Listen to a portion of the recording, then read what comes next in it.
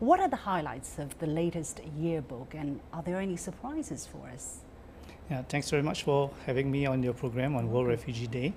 The highlights is it's bad news because 65.6 million displaced persons from persecution, war, and conflict, and it's a big problem for the world. And with more refugees moving to find safe refuge, the international community needs to do a bit more to help refugees. What are the countries, which are the countries that are producing the most number of refugees still, and which are the countries that are receiving, that are hosting the most number of refugees? Yes, Syria, of course, comes up as one of the top refugee-producing countries, but we have today South Sudan as well as one of the fastest displacement in terms of persons seeking refuge. And most of the countries that host refugees around the world are mainly in low-income and middle-income country. It's not even in the rich country. So if you look at statistics in terms of numbers, the Middle East and North Africa, these are the places where it hosts about 39% of the world's displaced persons, and then another 29% of the world displaced are in the rest of Africa. And then we have in Asia, and we have in the Asia Pacific, and in Americas, and as well as in Europe. And Europe has only about 6% of the displaced person around the world. Mm-hmm. So it's indeed a bad situation upon a bad situation for these countries that are hosting these vast number of refugees. How much of a burden is that for these countries that are, for instance, neighboring Syria? Yeah, unfortunately, most of the countries that are hosting the biggest number of displaced persons and refugees are surrounding conflict areas, as you mentioned, like Syria. In Turkey, for example, they are the country that hosts the highest number of refugees in the world today. And as they are low and middle income country, these are the countries that has problem in itself. Mm-hmm. And for refugees with large numbers coming into the country, in itself, it needs more support from an international community. So we must not forget that these countries that are hosting refugees need support as well. And UNHCR's program these days are looking at assisting refugees that cross the border, including assisting communities that are supporting the refugees. How much effort has been put in these work, and how successful, how effective have you been? I mean, we have been hearing news about still refugees trying to cross rough seas to enter from Africa to go into Europe, and they die on the sea almost on a weekly, if not daily basis. How much effort has been done, and how successful so far? Yes, and I think again this is an international community's responsibility.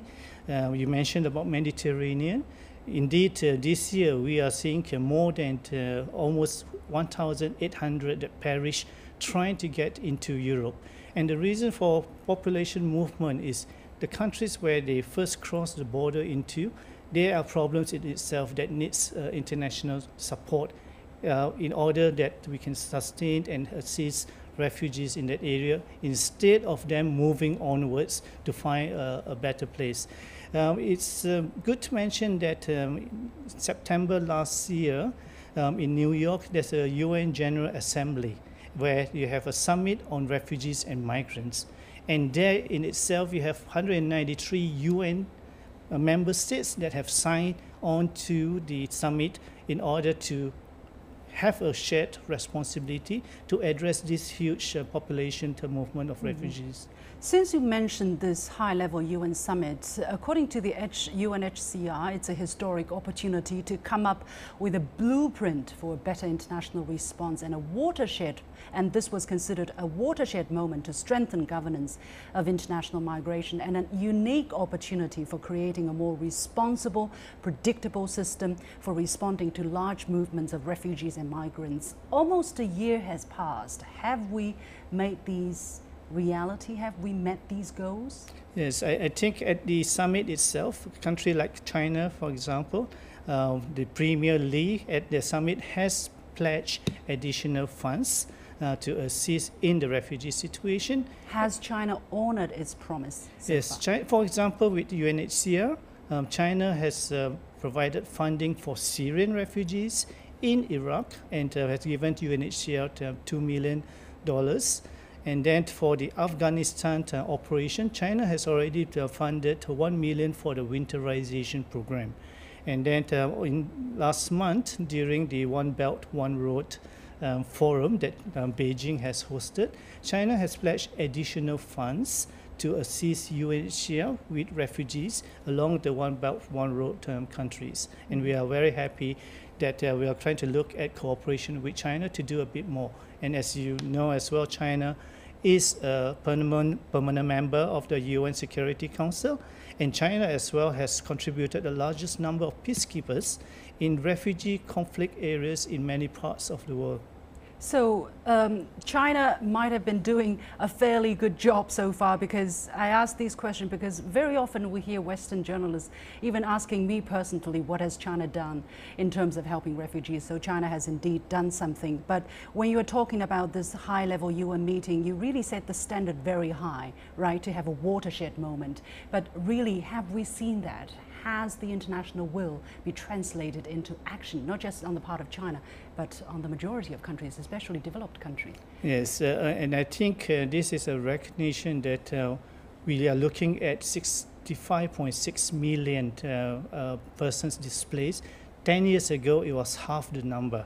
And I think the international community has to come together to address this problem of individuals who are fleeing persecution, fleeing war and conflict to have a better life.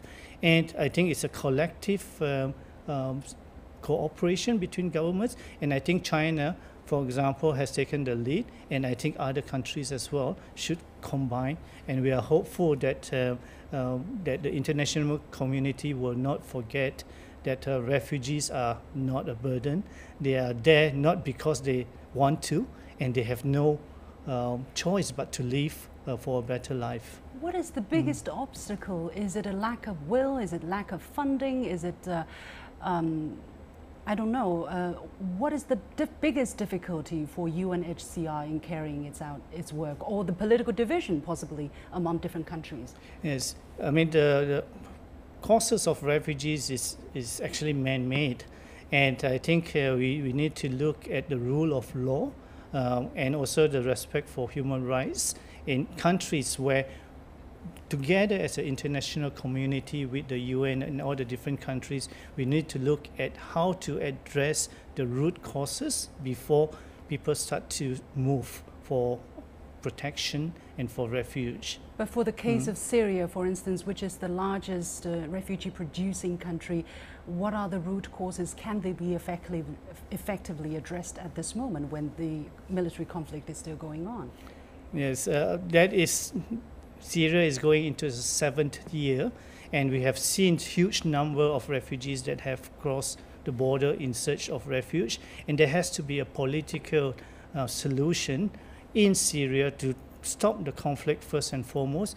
And of course, that's not the end of the problem, because if a conflict ends and is safe for individuals to return, this is where you're going to have numbers going back, you're going to have reconstruction, you're going to have rebuilding of the whole society before anybody can go back. And UNHCR today, we are working very closely between humanitarian actors and development actors, and together it has to work together to find a solution for a better world.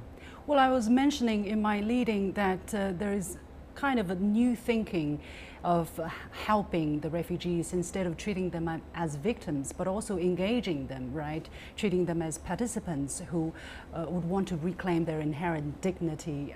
How does that translate into practice? Yes, I think for a start, we used to provide humanitarian assistance to refugees as they cross the border. And that is critical in the first days because it's an emergency where we have to support that.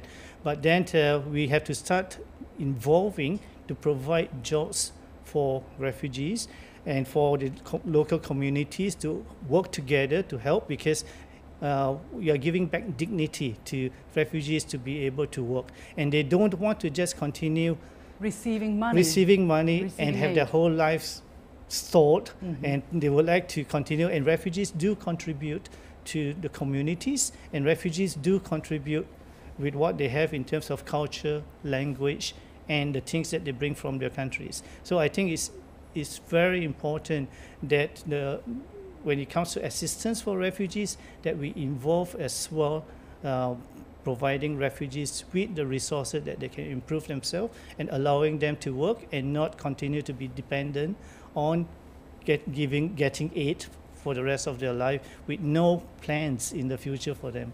Helping them stand on their own grounds. Yes, Thank you very much, Mr. Francis Teoh, acting representative of the UNHCR in Beijing. And here is my last point. Now, the UN's refugee agency head actually told me during an exclusive interview last year that the fundamental problem with countries such as Afghanistan is the failure of peace building after war. And that is why so many years after the war ended there, it is still among the top 3 refugee-producing countries in the world, together with Syria and Somalia.